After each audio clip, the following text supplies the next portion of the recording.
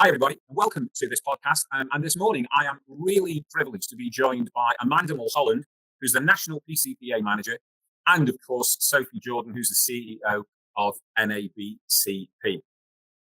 And this morning, we're really going to be talking about how NABCP and PCPA can actually work together in terms of raising the awareness and building engagement.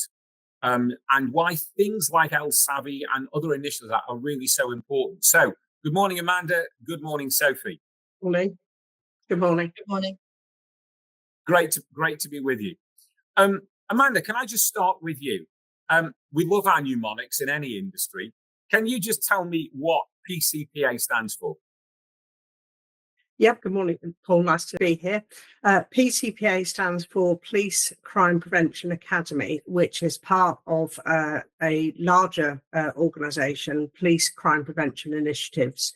And Police Crime Prevention Initiatives, or Police CPI, manages a number of initiatives on behalf of the National Police Service, one of which is the Academy. And we say the Academy because it's just easier than PCPA.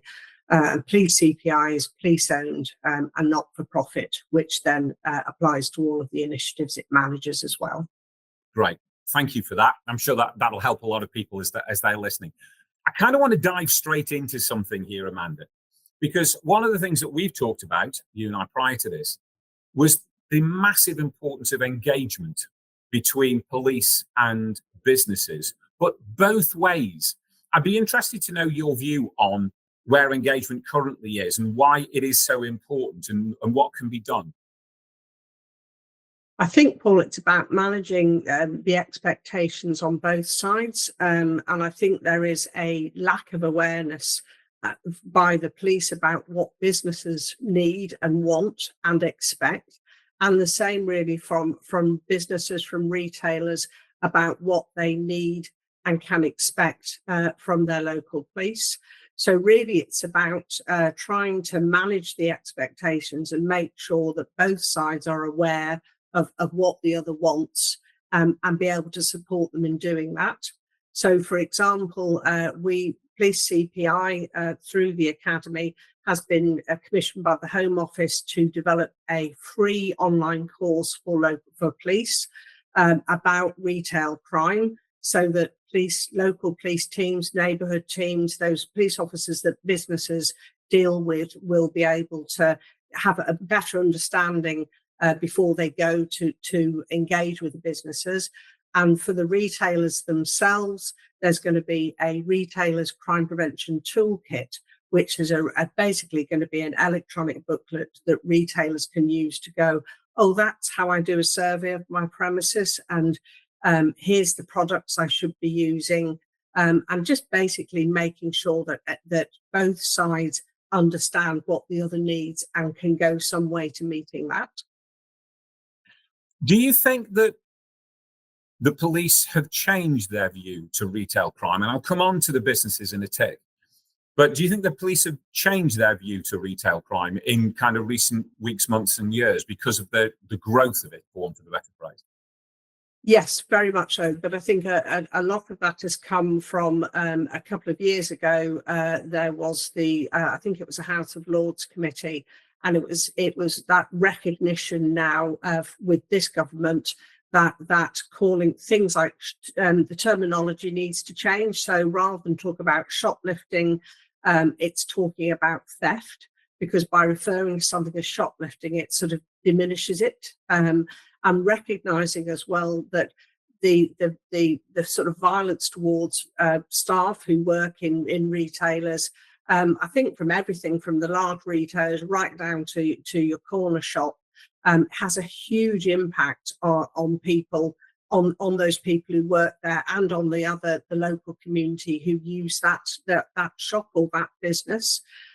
So yes, I do think there's been a huge recognition within the police service nationally about the issues that underpin retail crime and the importance of engaging with retailers and with the local community about how to address that effectively. And so given that, what kind of things can you do to help those businesses, whether it's retail, leisure, hospitality, whoever, to help that engagement? Because I know we here in Bournemouth, where I'm based, El Savvy is a part of it, and those kinds of initiatives that are free often for businesses. What kind of things can you guys help with those businesses to improve that engagement and to help the police with the kind of evidence that they need, or the information and intelligence that they need? Well, I think as I say, it's twofold really. It's about what's available for businesses, retailers out there, and as you say, Paul, it's that no cost, low cost resources that are going to attract, are going to be valuable to retailers, because as with all sectors, money is tight now, and we appreciate that.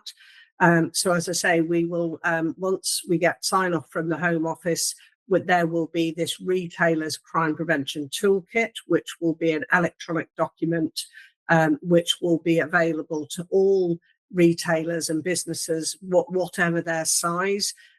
We are going to try and put it out through business bodies, so things like the Association of Convenience Stores, the Business Crime Reduction Partnerships, Independent Federation, but it will be available on a website for sort of public use. And talking of websites, it's the Secured by Design website that retailers can access.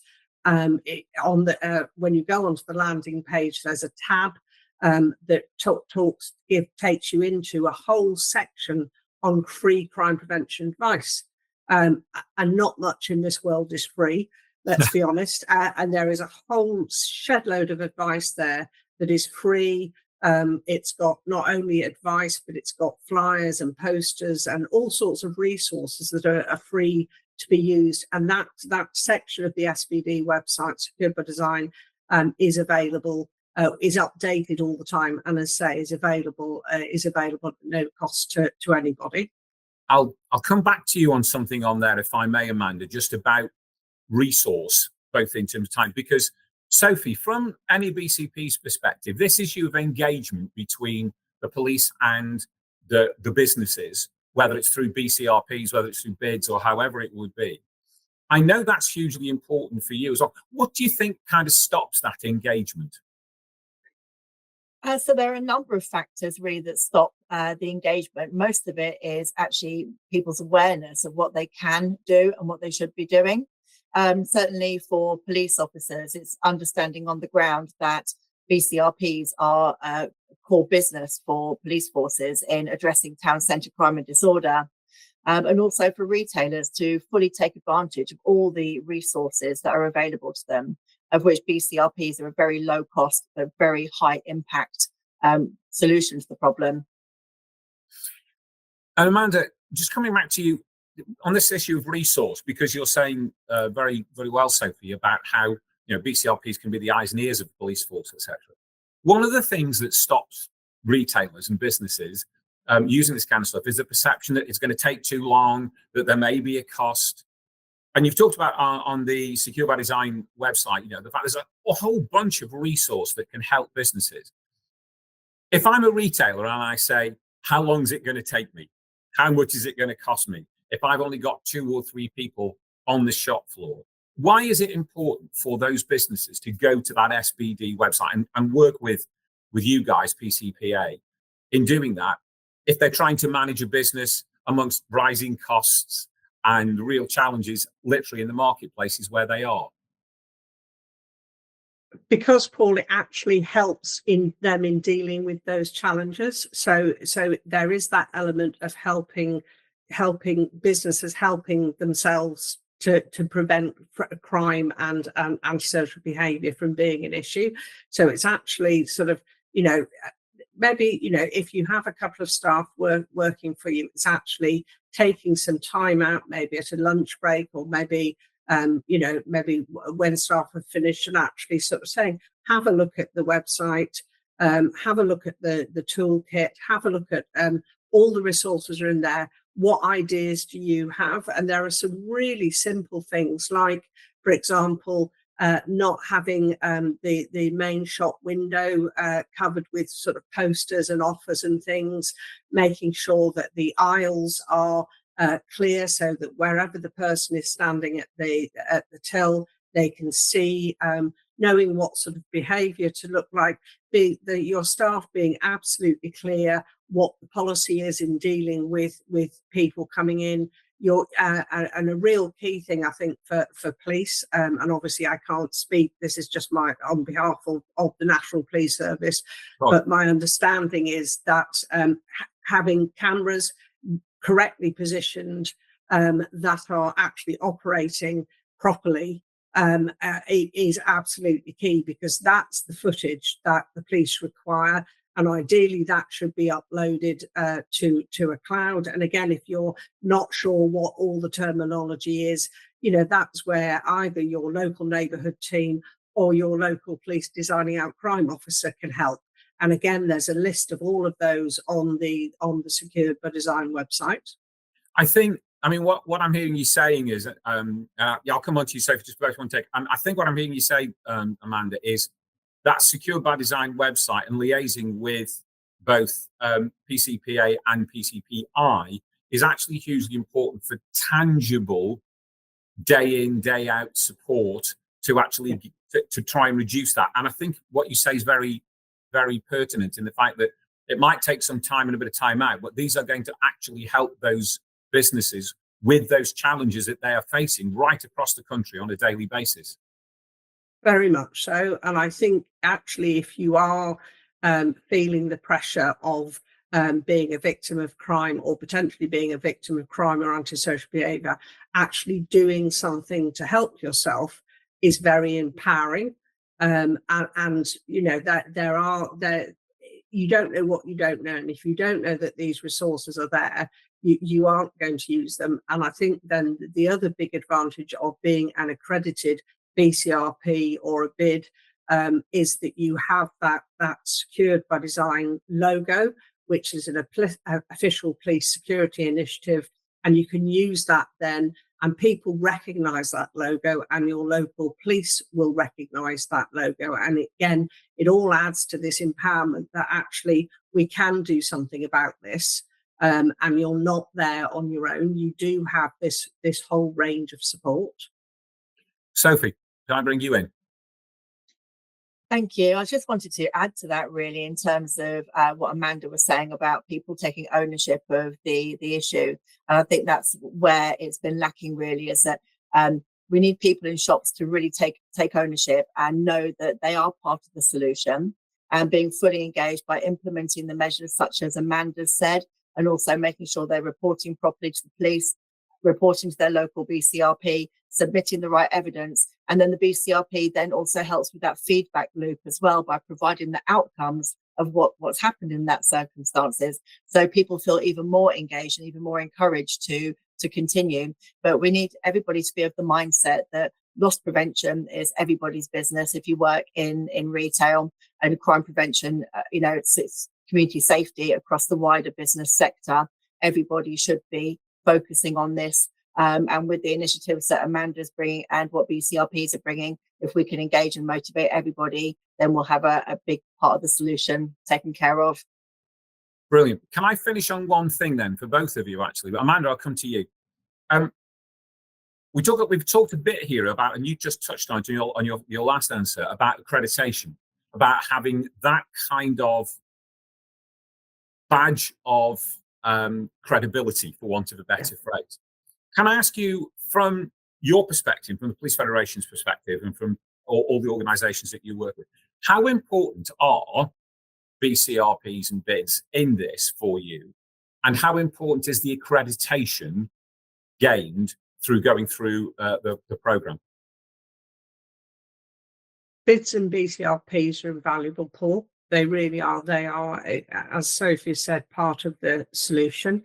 They're absolutely critical. This government has obviously got a real focus on retail crime, and I think it's a really now coming of age for BIDs and BCRPs. The accreditation, within police circles is really, really valuable. Secured by Design is an official police security initiative. And actually there's a plus point. Criminals know what it is as well. They know that it means something. They might not know exactly what it means, but they know that actually having that, seeing that sort of logo on a license in a, maybe sort of on the door of a shop or just, in an area, is they know that then the retailers that the retailers have got a handle on this, and as such, then you're likely to go somewhere else. Sophie, can I ask you the almost same question from NABCP's point of view? Why is accreditation important? I mean, you said that there's a responsibility for retailers to play part of it, but the BCRPs and the bids, as Amanda said, are hugely important in almost providing a platform for the retailers to go through that. Why is accreditation important, do you think, from NABCP's point of view? So accreditation is important because from NABCP's point of view, we're always trying to raise the standards. We're always encouraging BCRPs to be the best that they can be and deliver most effectively and most compliantly. And we work with organisations like PCPI and our other partners to cascade information through to our BCRPs so they can share that out to the people that they're working with who work in our local businesses. So we want to encourage BCRPs to really shout about what they're doing as well and share their good work, and demonstrate the really wide, holistic, varied scope of BCRP work that extends way beyond retail and into the deepest elements of town centre community safety. So the accreditation is really important because it really is that gold standard, that benchmark of BCRP delivery that elevates BCRPs above and beyond any other data sharing organisations out there. Because they're delivering so much more. They're not just sharing data. They're working their boots on the ground. They're working locally. They're engaging with people. They're supporting our partners. They're the eyes and ears of what's happening. And they're the only organisation that provide live, in the moment, real-time communication. So we need to support them to do so. And they do this by sharing data. And it's really important it's done properly. So through the accreditation, we can look at people's policies and procedures and make sure that they're actually working in practice in the actual operation of the BCRP on the day-to-day, providing reassurance and value to the police officers and police services who are sharing information with us, and also with the retailers that we're asking to share information as well. So finally, Amanda, a couple of things, a one-word answer to this, and then I'll ask you to leave us with a thought. Is accreditation significantly important to the police? Yes. And leave me with a thought. I know you're at the conference this year, and PI yes. are at that conference as well. What's the one thing that you would want people watching this podcast and listening to the podcast? What's the one thing that you would want them to do differently when they finished watching? I think make the most of the resources that are there, that are no cost and low cost, and take that time, which I know is really valuable when sort of money is so tight and you're trying to use every hour to put into the business. But take that time, because by investing an hour in or half an hour here and there looking at the resources and using them, it will bring back the benefits will be triple, 100-fold. So give us a Secure by Design website address. Where would people go to look at all of this kind of thing that is available to them? If you just go into Google, into your browser, and put in Secured by Design website, that will bring you straight to the landing page. And then you'll see a number of little sort of headings across the top. And if you look under guidance, that's where all the crime prevention advice is. And it's just like a number of tiles, very easy to use. And you just click on the tile, and then behind that is all the information about that particular topic. So retail crime, car crime, absolutely everything is there. In terms of the retailer's toolkit, as I said, we're just waiting for sign off from the Home Office for that. And as soon as that is available, we will be passing it to the NABCP to send out to all of its members. And again, have a look at that and use those resources. And don't be afraid to contact your local police. Get to know them. They are a resource as much as anything else. So get to know your local Designing Act crime officer and your local neighbourhood team. Thank you both. I think the message is, if you're a business crime reduction partnership, get accredited. Make sure that you're supporting your retailers and your businesses with a plethora of tools and opportunities and information that's out there to do that. We await this toolkit with excitement, I think, which will be really good. But I think the thing that's coming over is, this is about a partnership. It is about an engaging partnership between BCRPs, police, between the businesses, between the organisations like yours, Amanda, who are there to help and support and encourage that engagement in the same way that Sophie does with NABCP. Thank you very much. Thank you for the challenge. We'll go out now and look at Secure by Design website and see what we can do. Thank you both very much.